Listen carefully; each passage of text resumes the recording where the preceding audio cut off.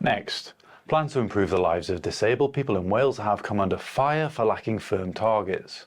A 10-year strategy based on more than 300 recommendations was drawn up by a task force, including disabled people and support groups. But some contributors say many of their suggestions have been left out of the consultation draft. With a new government expected next year, campaigners are worried that the plan could be watered down. The Welsh Government says it's already begun acting on short-term proposals and insists the longer-term aims are designed to guide future policy across areas like housing, travel and employment.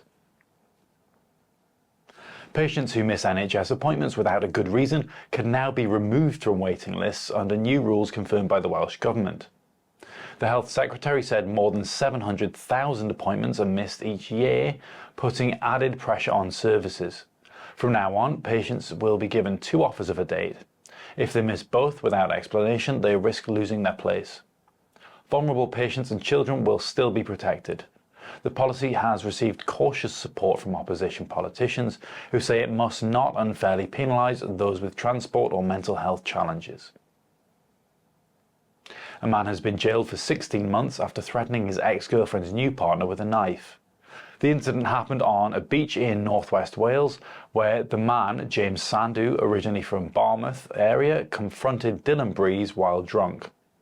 The court heard Sandu waved a knife and made threats before the victim ran and called the police. He was arrested nearby and has previous convictions for carrying blades in public. A 10-year restraining order has also been issued to protect Mr. Breeze. Michael Sheen has spoken for the first time about the death of his father, describing him as an extraordinary influence. His dad, Merrick, known locally for charity work and as a Jack Nicholson lookalike, died last month aged 85. A mural of him is now being painted alongside his sons in their hometown. Sheen said his new children's book was partly inspired by his father's community spirit and his own work raising awareness about homelessness. The actor said the new mural, painted the day after his father died, has become a special place for his own children to visit and to remember their grandfather.